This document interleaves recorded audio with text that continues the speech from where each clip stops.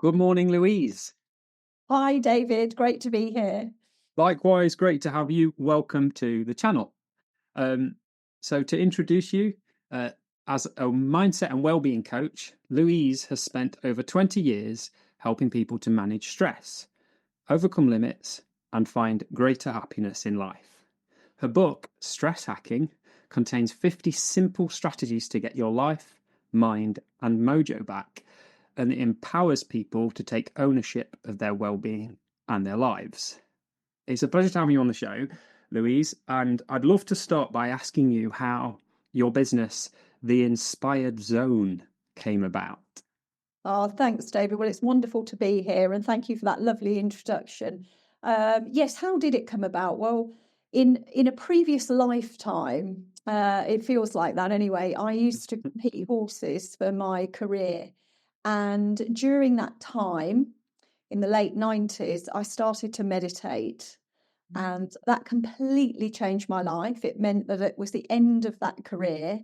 I was really from that point interested in all things mindset, how we kept ourselves in balance physically, mentally, emotionally, spiritually.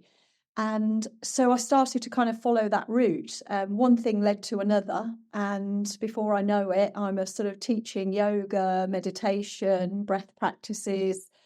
And then that really led into me becoming a coach. And the Inspired Zone as a sort of a name, a company, I literally wrote to the people that I was coaching at the time, people that I'd worked with in a training capacity. And I said, what is it about me and the work I do that stands out? How do you feel when you've had a session with me? And the most common word that came out was inspired. So I thought, well, there's the name, Inspired Zone. So that's the organisation that I coach in business still that I run today. And as you know, being a coach yourself, it's just a wonderful thing to be part of, really. Yeah, I agree, Louise. And you shared that story with me before the podcast. And I was hoping you'd share it as well. I think it's a lovely way to come up with a name for your business by asking your existing clients how you make them feel. And similarly, what does a day in the life of the Inspired Zone coach look like? Oh, well, I have to say, my days are very, very varied. I've always worked for myself. And so a typical routine for me can look like anything. But one thing it always starts with, no matter what time of the day that is a cup of tea in bed to slowly arrive into the day. Now, some might call that a sort of a slight softer meditation practice. For me, it is a little bit of that. It is a little bit of just taking that moment to arrive into the day with intention, to not feel that I rush into the day. So I have to say, even if that means I'm leaving at 3 or 4 in the morning to get anywhere, I'd still be having my cup of tea in bed. So it always starts that way. I am a morning person. I tend to find that a lot of my content work, if I'm putting together a training course or something like that, my emails that I send out, that usually comes to me first thing in the morning. So I'll often get on with that. I may have done 4 or 5 hours work before some people have got out of bed, because that's when is my good time. And then that might be a little bit of coaching. I play a bit of golf. I like to go for walks in nature to inspire the work that I do. So my routine is pretty much my own. And now quite a bit of my coaching work is US based. So that means coaching later on in the day. So yeah, bit varied. But when you work for yourself, you have the luxury of managing your own diary, don't you? So I definitely lean into that. Is that a non-negotiable then? Tea in bed in the morning? Oh, absolutely. Yeah, absolutely. Yeah. No matter where I am, no matter what time it is, that's the way I like to start my day. Yeah. So you mentioned your content there, Louise. I've been really enjoying your content recently on LinkedIn, and you've got some fabulous videos, really professionally edited, but also like overflowing with value. So I thoroughly recommend anyone and everyone to check out your content. And on that note, what can you tell us more about the work that goes on in the Inspired Zone? Well, first of all, I was smiling. Thank you for sharing that you've been enjoying my videos and about the editing. I was smiling to myself then because I actually do that editing myself. I'm the least tech-minded person in the world, and shout out to what you can learn if you apply yourself, because that's really what's happened there. But in terms of the work in the Inspired Zone, coaching for me and training is a little bit of a blend. So I do a lot of work around being present, as you probably saw from some of the videos. So I feel really passionate about helping more people to become more present. I think especially in the world that we live in today, that's really key for me. So actually the coaching side of it is part of it. Training would be another part of it. And sometimes it's a little bit of the blend where I might be helping an individual or a team becoming more present in their own life, but also then the coaching side of, and what do you do with the awareness that you then find? So a little bit of a blend of that. That's what makes up the Inspired Zone work. I read a really nice article from 2018 that you'd written on LinkedIn, and we were joking before the call how that was before AI, when the world was a totally different place. And I really liked what you were talking about, the fact that a lot of the time we are striving to get to somewhere, and then when we get there, sort of not really there, because we're so caught up in our minds and what we need to do, what deadlines we've got, what's going on next, what we perhaps have done and it's not gone as well as we wanted. And I wondered if you could speak a little more to that, Louise, and is that something that features in your book? Well, a few different things come to mind for me there. I mean, first of all, this sort of sense of whatever it is we set out to try and achieve in life. I think we all probably do that with the aim, maybe, well, it might be that we want to make the world a better place, but it might just be in some way, whatever we're striving to achieve, we in some way think we will feel better, or there's a gain to our own lives in achieving that. Now, of course, the irony of that is if you can't learn to be present right now where you are, no matter what, then even when you do achieve whatever you achieve, you won't be there present in it. So there's that element of it. But then along the way, how much do people end up stressed out, in a constant fight, flight, reactive state, in pursuit of the goals, and whether that's goals that they've put on themselves or it's targets and deadlines in the workplace. I think we've got to start questioning if we're burning ourselves or others out. What are we doing? And I think so. There's something you talk about the book. Thank you for mentioning that, stress hacking. I have to say that feels like a lifetime ago, although not that long ago. But that was really my intention of I think people often think, especially when their life might feel completely off track, that it's just going to take so much to change it. Whereas actually, I don't know about you, but I find it's just the awareness of the small day-to-day choices that start to move the dial. And if you can start to be present with that, you can start to recognize what's in alignment with you, what's not, the choices that you're making, even the thoughts that you're having. And then you can start to do something about it. So all of that comes to, are we present enough in the moment to be aware of, the choices we're making, the words that we're speaking? And then when you get to the deeper level, I think this is really, I mentioned meditation earlier, and I think that's where the meditation comes in. To me, it's then that time for reflection. What beliefs and assumptions are driving my everyday choices and actions? And of course, that's really where the coaching side comes in as well, as you know, isn't it? It's the, asking those questions to just raise the awareness that of things that might otherwise have been under the surface. Thanks, Louise. I know in the coaching sessions I've given recently, the theme of growth for the sake of growth, and it slipped my mind all of a sudden, but I'll be happy when, kind of when we get there, and when I achieve that and that income or that project is complete, then permission to breathe out, permission to take a rest. I'll be happy that when that happens. And I've called that out and noticed that in sessions. And the question that often comes back around to me is, well, what else can I do then if we've got growth, if we're looking at growth for the sake of growth, and we've got a risk of constantly trying to strive to a point when we can A, relax, and B, feel happy and fulfilled. What's the solution, or the antidote to that vicious repeating cycle? Yeah, and I think I don't think there's any one answer to that. I think it's, to me, it's, and again, comes back to the awareness of, if we all individually become aware ourselves of our own choices and our own thoughts and our own feelings, we get the choice then of who we are and what we want to do, much more so than if we haven't got that awareness, that presence. But I don't know, for me, I have a slight paradoxical sense around all of this. On the one hand, I think there's something really powerful about learning to accept yourself right now as we are.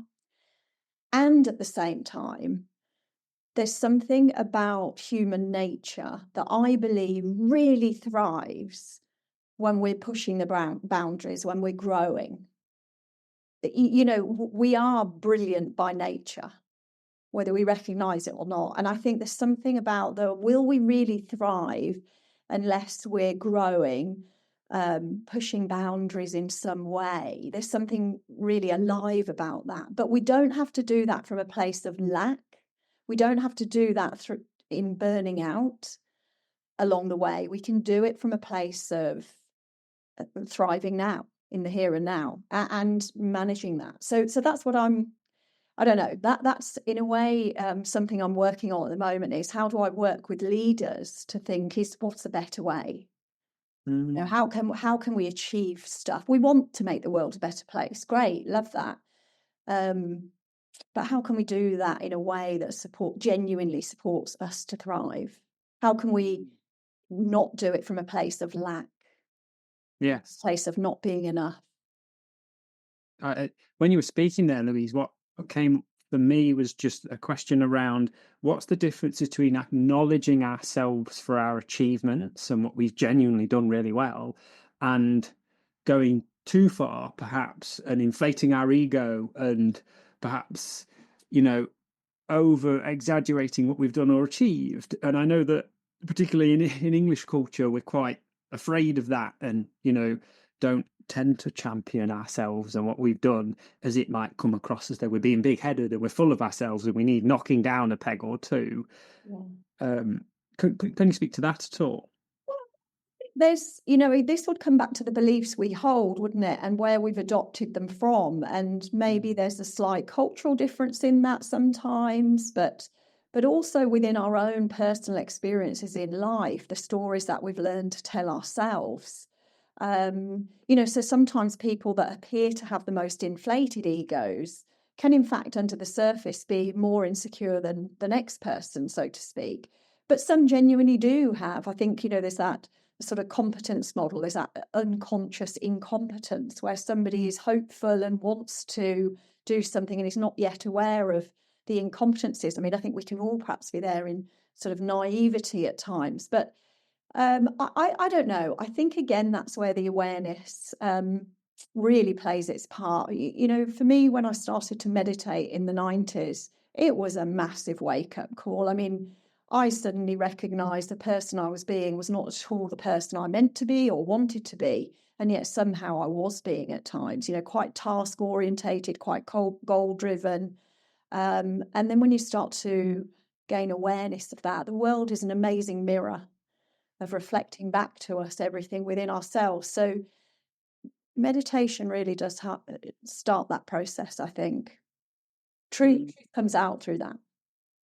I love that, Louise. It's one of my favourite definitions of coaching. Is it's a bit like looking in a dusty mirror and your coach is wiping away that dust to let you see yourself for what you really are versus what you perhaps think you are or other people say you are.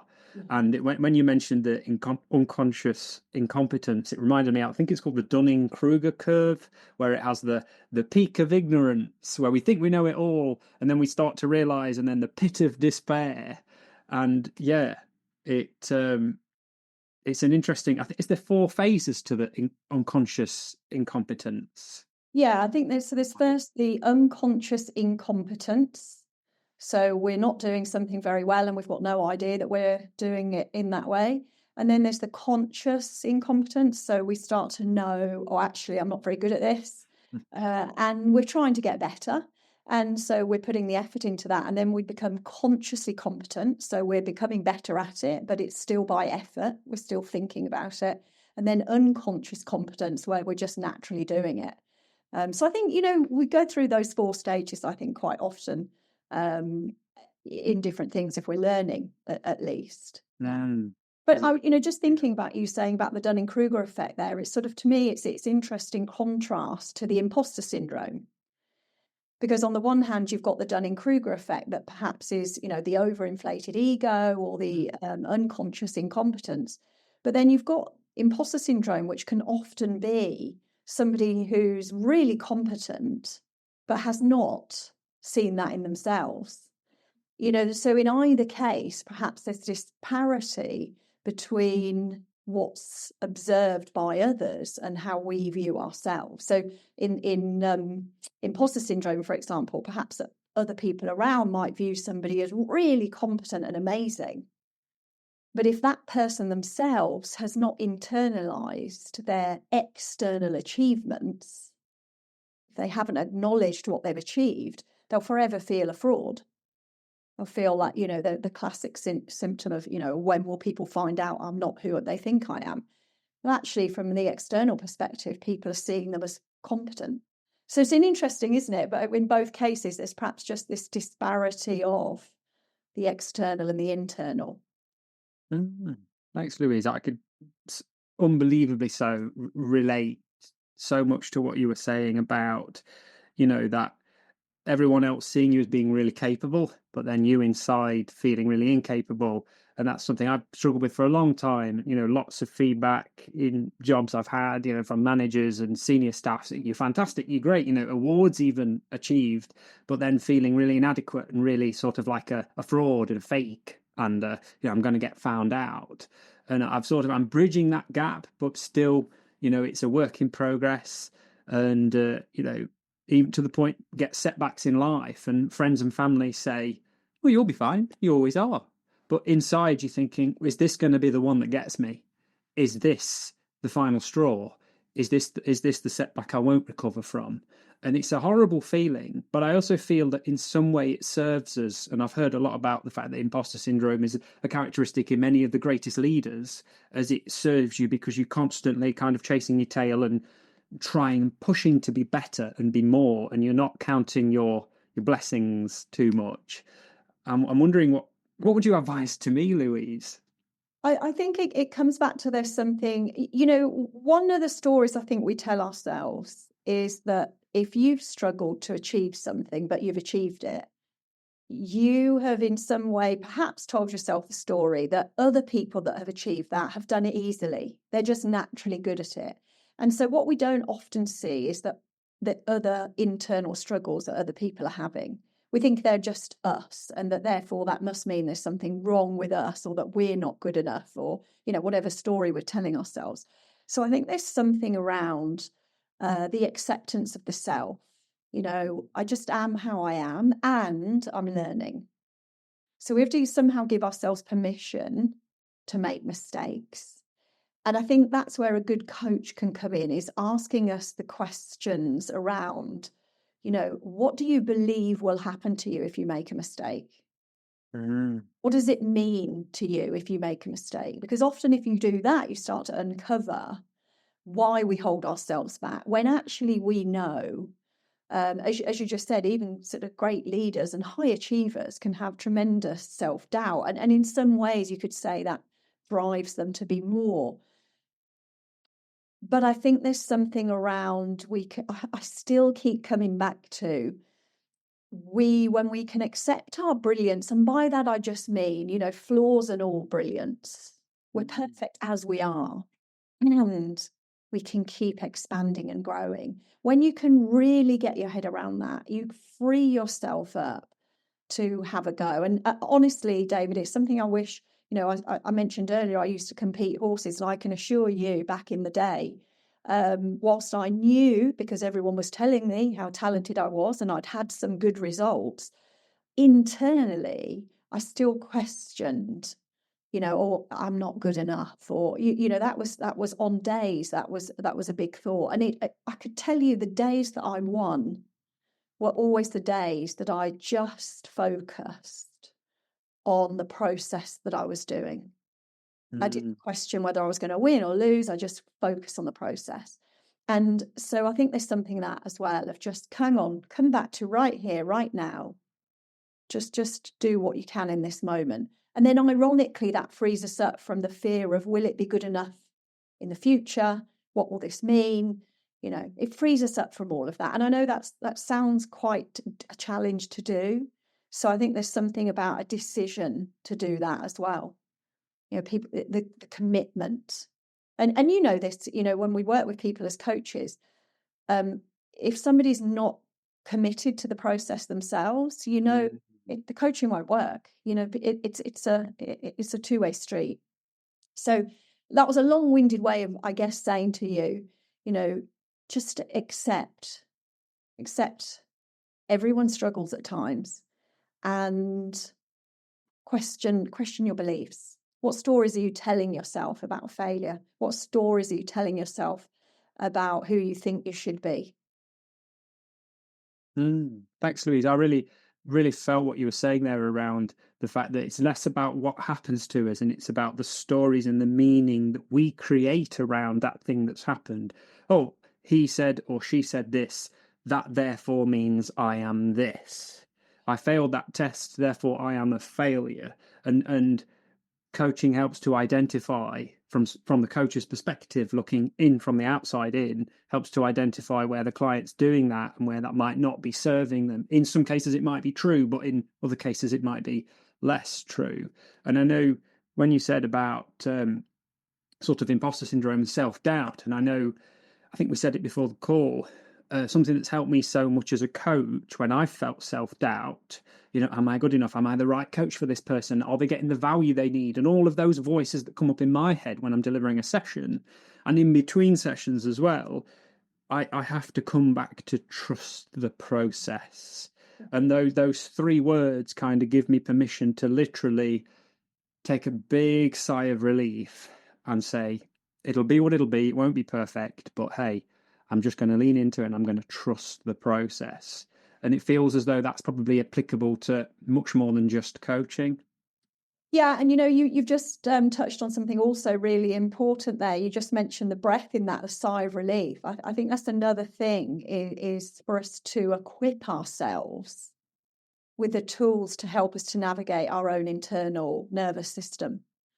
Because when we've got those stories going on, it fires us up into that fight, flight, reactive state where we will become fearful, we will become defensive, we will become closed down. So I think there's something around gaining the tools to navigate the thoughts, the feelings, the internal state of being that actually gives us confidence that we can navigate the unknown.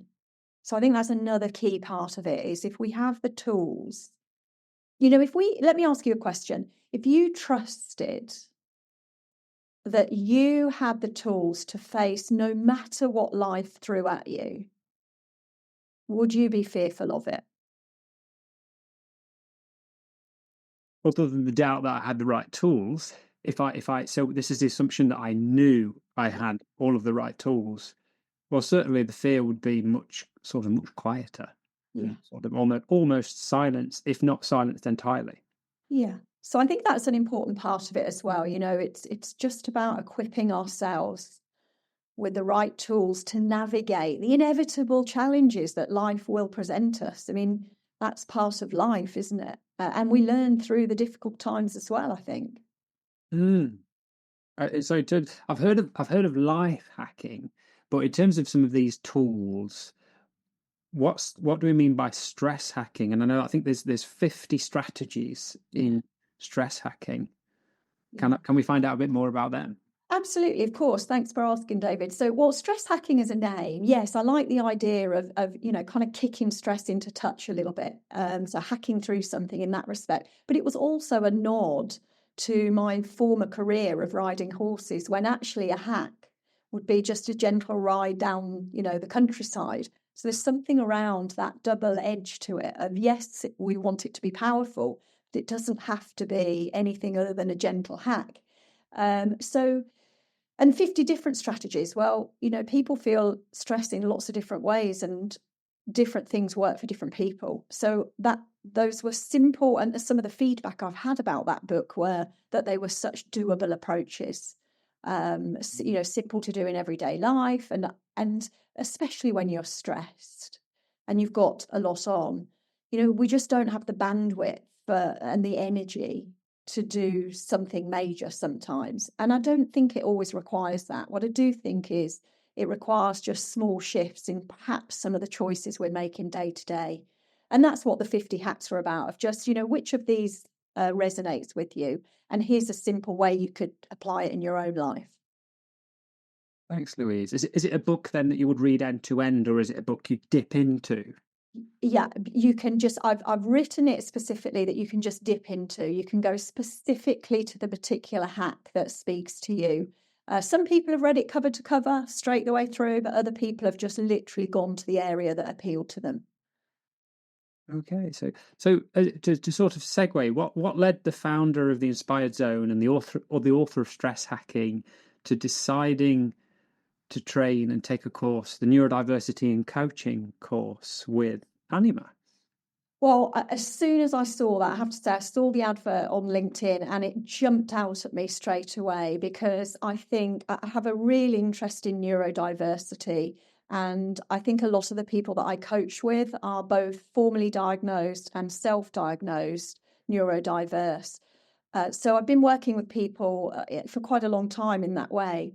And of course, I wanted to learn more. So I couldn't believe that there right in front of me was this course, some fabulous experts, and covering lots of different topics around neurodiversity.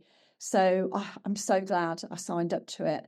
And I know you did it as well. It was wonderful, wasn't it? Yes, absolutely. We did it together. Yeah. I enjoyed the side chats that happened in the breakout rooms, and the Q&A sessions and the consolidation sessions, as much as the content from the speakers themselves, and the conversations that are still happening in the LinkedIn community that was created after the course by some of the delegates, are just really interesting, as it feels like it is a very rapidly evolving space.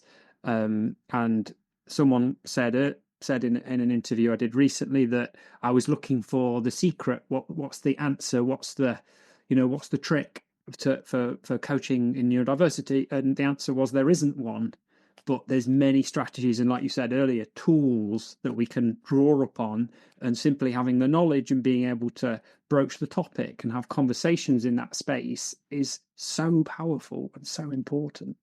Yeah, and I think one of the things for me that really stood out across all the different speakers was this, I think when you don't know a lot about something, it's easy to be generic. And I think that one message came across so strongly of speaking to the individual and asking, what is it like for you? What which is, of course, what we would do in coaching. And yet somehow when you're working with somebody that's neurodiverse, and I have to say, from doing that program, not that I am formally diagnosed myself, but I really resonated and relate to so many of both the ADHD and autistic traits and patterns. I could totally relate and see that in myself. So I think it's really just that important thing of knowing yourself. So as a coachee, there's the self-awareness, and as coaches, helping people to find that awareness and support them through finding those answers and what that means for them. So yeah, I learned a lot. And I have to confess, David, I did the program in a different way to you, because I think I mentioned to you before, I'm currently just coming to the end of a team coaching 9-month diploma as well. And so I had a lot on. So I did not have time to attend the live sessions. One of the things I loved about that program with Animas is, as somebody that watched the recordings back, I felt fully included. All the information was there. Like you, I loved the question and answer sessions as well. the consolidation sessions. So it just felt so inclusive. I could watch them at whatever time of the day or night. It was often first thing in the morning, as you can imagine, with my cup of tea in bed, and brilliant. Yeah. That's really great to know. And thank you, Louise, for sharing. And I'm glad that you still felt included. I know I missed odd sessions live. I couldn't make the live date. So I also caught up with them through the app. And I did enjoy it, but I missed not being there on the day. I think there's so much to be said, even for the energy that is created when you're all collectively there in the room with that sort of that excited anticipation, and someone comes along with all this expertise, imparts their wisdom and knowledge to you, and then they go one step further and they enable you to participate. And it's, and you've got these breakout rooms, you've got the chat, the Q&A, sometimes even have an interactive activity. And I've certainly really enjoyed that as someone who struggles to sit still for an hour and a half and just stare at a screen without getting a little bit distracted. Yeah, absolutely. I think they did a really good job at supporting everyone in every way there. It was, a high bar set, wasn't it? Absolutely. And would you recommend the training courses that Honeymass provide? Absolutely would. And in fact, I straight away, as soon as I'd finished that program, I posted about it on LinkedIn and was, hoping that there'd be a repeat of it, because there were so many people I wanted to recommend it to. And I know at the moment there's not plans to do another neurodiversity one, but yeah, definitely, and that's all I recommend. Well, the more people that ask, who knows? The future's not written yet. So Absolutely. It's a rapidly changing world that we live in, as we discussed earlier. So here's to hoping. But I wanted to come back onto you and the work you're doing. One question I really wanted to ask you, I know that you combine coaching with NLP, and I wondered if you could speak a little bit about how that works. Well, NLP really is just sort of goes back in simple terms to, the beliefs that we're holding and how that influences our thoughts, our thinking, our feeling, and then what we do. That it comes back to, I think, just really understanding the awareness. A lot of our beliefs are unconscious.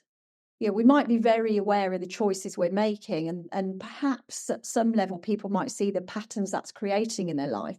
But until you really get under the beliefs that you're holding and why that's driving what you're doing, you're unlikely to be able to change at a surface level. So with the NLP, I really like that you start to go into, well, what are those beliefs? And if you wanted to change them, how could you change them?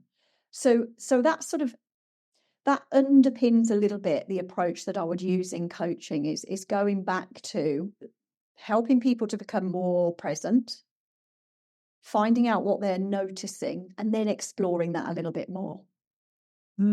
Thanks, Louise. I always wonder, I meet many coaches. I have fantastic opportunity through this role to interview many coaches who have many strings to their bow and are able to combine psychotherapy or analytical hypnotherapy or NLP into their practice. And I always wonder, how do you navigate as a coach, knowing that you have these two skill sets that are in the service of the client, but also very different?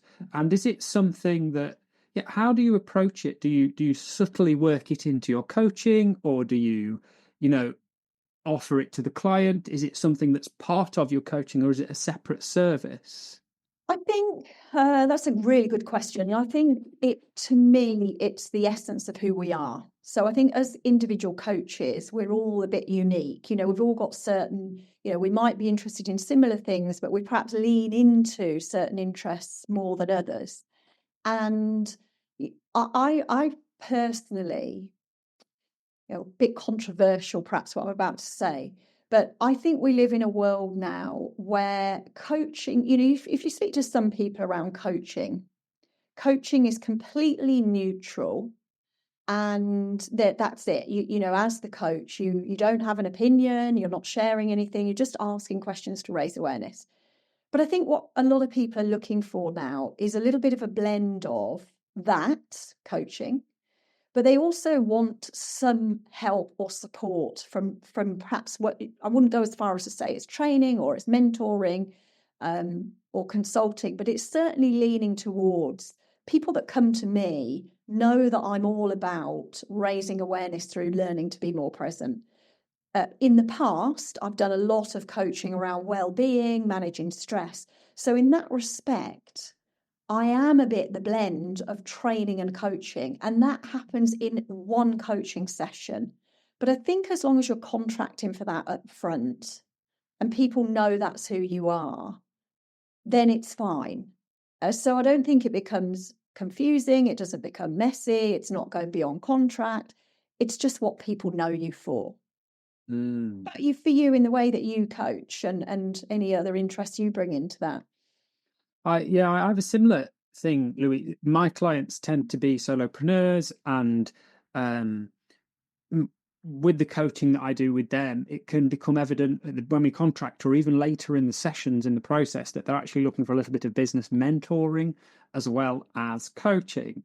And I find it can be quite difficult to be really clear around the difference between coaching and mentoring, and about the appropriate time and method of introducing, some mentoring into the session, and then also addressing all the self-doubts I have myself around, am I the right person to be offering my advice? Is it because, my background, my career was always within organizations, not so much as a one-man band solopreneur. So it can be difficult to navigate that. But I feel what's worked for me at the moment is just being really clear with them and having that conversation and saying, hey, we can work on this together, and I can bring to you the experience and knowledge of my past career in IT and IT leadership. But what I won't sit here and do or claim to be is a very, 20 years experienced sole trader that can tell you exactly how you can and should run your business. So I feel just being really honest. But how does that sound to you, Louise? Well, I think you hit on a key word there, and that's the you should. So even in a training capacity, I would never say to somebody, this is the way, or this is what you should do. I would just be sharing from my experience. This is what I have found. You may find something completely different. So even my whole approach is not around what scientific evidence might prove. I say to people, if it feels right for you to try it, find your own evidence as it is for you, because that's what the answer is for you. And so I think if there's ever a you should, I'm always very skeptical of people that come with that firm, this is the way. I think there are many ways that work for different people for different reasons. And I think all we can do in that capacity is share our own experience as it is for us. And what somebody else wants to take or not take from that, I think, is also up to them. So I think that's the balance for me. I agree, Louise. Like what came up for me there, I'm always a little suspicious of shoulds and of sort of promises. For example, we've seen loads of them on social media: 10 times your income overnight, $10,000 a month with no effort, or even, perhaps more legit. This is the 5-step process or the 4-step program, and I think having a process or a program is wonderful, but it's all about the way you talk about it and sell it. Is rather than saying it's the way and any other way is wrong, this is a way that you can follow, and it might work for you. It may well, hopefully it will. But equally, there are other methodologies and tools and processes that you can also follow that you may well get success from as well. Yeah. Yeah, absolutely. And, again, there's sort of two things that come to mind for me there. I mean, on the one hand, we're living in a world, aren't we, where, you've only got to look at YouTube. I know we talked about YouTube briefly the other day. There's a huge appetite for people wanting to see, how did you do it? And if you follow a method that's been successful for somebody, it may well work for somebody else. I mean, there's common sense in that. But at the same time, sitting alongside that, I think one of the most powerful things is being able to tune into ourselves and ask what feels right for us. and whether this approach feels right for us or not right for us. And if we can tune into that and then start to take some ownership also for our own choices. Sometimes we might try something, we've chosen to give it a go and it doesn't work. I think it's also about owning our own choice along the way too. It was interesting. I think on the neurodiversity course, I believe one of the speakers, you might remember which one, said that all models are wrong, but some of them are useful. And it was a very sort of shocking, controversial quote. What do you mean all models are wrong? Can't say that. But I think that the point was that, we're very diverse beings, and the human experience is so complex that no one model could fit all of that in. However, some of them are really useful and really resemble life, and some of them, if you follow them, will lead to success of some sort. Yeah, and I think I probably have as much of a response to all models are wrong as I would to all models are right. I'm very much the middle ground of let's not make statements that actually, get attention in the moment, but actually are they true? It feels like a good time to mention, I know that there's a very good 6-session program that you're about to release. I wondered if you could tell us more about the Being Present program. Being Present program. Oh, do you know what, David? I feel like this program is my life's work all coming together in one. You just get this sense of as we've just spoken about a moment ago, there's many different ways, but I feel like this is for me, this is the approach that I feel I've brought all of that different experience into nail it. So it is, as the name suggests, it's about helping people to become more present, to be able to be present with ourselves initially. And what I mean by that is to not have the need to avoid difficult thoughts, feelings, emotions, to be able to sit with ourselves no matter what. And once you start to learn to do that, it's amazing what you can sit with in life and stay present through, that we become much more have much more ability to respond, I guess, to life rather than just, our nervous system's already reacted to it. And then the program also goes into a little bit of the non-judgment aspect of trying to, this is a bit coming back to the NLP as well, of recognizing our differences, of how do we work together when we're all so different? How do we have the conversations and the uncomfortable conversations and stay really present through that process? And then finally, are we present with our own well-being choices, finding out what works for us, how we thrive ourselves, which might be different to the next person. So I feel like in one program, I've kind of brought all of my life's work together, and it's already having some great results, and I can't wait to just keep working with more and more people on that, I have to say. Thanks, Louise.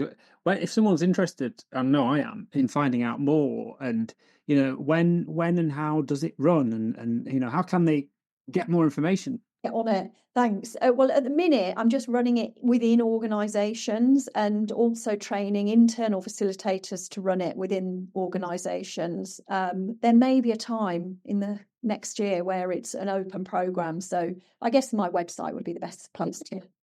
Which is theinspiredzone.com. Yeah. Excellent. Yeah.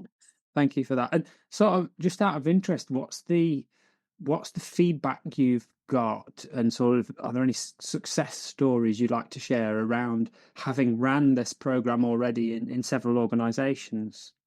Well, do you know what? Yes, there's a lot of great feedback coming back around how it's helping people to navigate all sorts of situations in life. But the one that immediately jumped to mind was in one of the sessions in particular, where I talk about how to navigate your own uncomfortable thoughts, feelings, and emotions, and how to learn to manipulate your own nervous system responses. And so there's very simple practice in that, where I call it the cold shower practice, where you literally at the end of your shower, turn the shower to cold for 30 seconds. And you're, of course, if you're human, unless you absolutely love freezing cold water, your instant response would be to want to jump out of the shower. But if you can start to use the breath in that moment to stay in the shower for 30 seconds, you'll realise that you've got more control over what you do in an instant reaction than you thought. Once you've gained that awareness, you can shift that into different areas of your life. So one particular person fed back to me that they suffer from severe anxiety and were on holiday driving a car and got to a very narrow road on the side of a sort of cliff edge and had an immediate moment where they thought, I can't do that. But they'd been doing the cold shower practice. And they said in that moment, they thought, no, I can do this. It's the same as the cold shower practice. Took a deep breath, drove over this narrow track and said, that's literally changed my life because I now realise all the stuff that held me back before doesn't need to hold me back going forwards. So that's the thing that comes to mind immediately. And as you know, being a coach, we have these moments where somebody's life is changed so much. It feels a huge privilege to be part of, doesn't it? Absolutely. Wow. What a fantastic story. Thank you so much for sharing. I always think if what we do reaches one person, then it's worth it. And that must have felt, well, how did that feel for you hearing that story? It felt amazing, especially, I could see the emotion in this person when they were telling me. And as a parent, there were lots of things where they didn't want that fear to be affecting their children. And so even the knock-on effects of that, the ripple effects are amazing, aren't they? Thank you so much, Louise. Yeah, I agree. So sort of to start rounding off our conversation today, which has been fabulous, I feel we could just keep going all day, and I would love to. I'll have to get you back on the channel. I wondered if you could tell us a little about the Inspired Leaders Zone, and to what degree would you agree or disagree with something I heard recently was that every coach is a leader, but not every leader is a coach. Oh, that sounds like every coach is a leader. Well, there's an irony in and of itself, isn't it? Because as coaches, we're not meant to be leading anything. So there's the irony. Well, the coachee is the leader in that concept. So, but not all leaders are coaches. I would say that not all leaders are coaches, and I think that's perhaps one of the biggest shifts we're having now more than ever. Is we're moving a little bit away from a hierarchy of, being directed to do something to more autonomy and coaching approach, aren't we, in the workplace? So I think that can only be a good thing. It's about having the conversations that empower people ultimately, isn't it?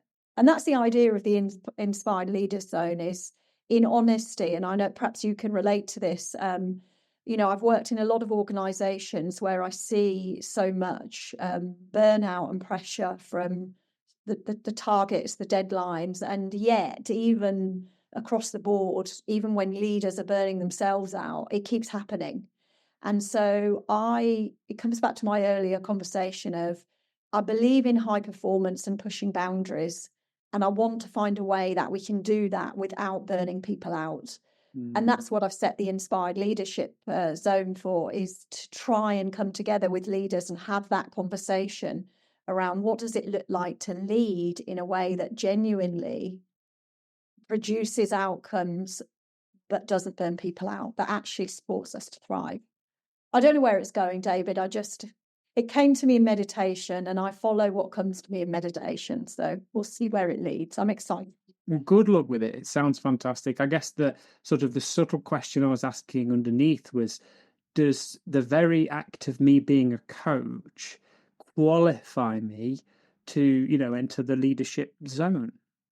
David, you are leading your own coaching business, so you're absolutely welcome. And anybody that is interested in leading themselves would also be welcome in that. Absolutely. Another wonderful answer. Well, I've been blown away by what you've said today. I wondered, are there any final closing thoughts that you would share? And especially if someone has been equally wowed as I have and would love to get in touch and find out more about what we've mentioned. I mean, we've only managed to cover some of the things that Louise is doing, and there are so many other areas of expertise you have, so many other plates you are spinning. Yes, the floor is yours. Oh, well, David, first of all, I just want to say thank you so much for inviting me to have this conversation with you. I really enjoyed speaking to you when we did previously, and I can't speak highly enough for my experience of that program with Animas. And I'm all about supporting people that in some way want to move the dial. And I feel Animas are really doing that, as are you. So thank you for inviting me to be on your journey with you, and anyone else that's heard anything from our conversations. If it's inspired something in them, please do get in touch. I welcome that in any way that they want to. Well, thank you so much, Louise. It saddens me that we've reached the end of today's conversation, but hopefully we will see you again on the channel. And I wish you good luck with your coaching programs. Thank you very much, David, and I look forward to seeing you in the Inspired Leaders Zone. I'll be there. You look nervous then. I look forward to seeing you. I felt put on the spot. Oh, thank you.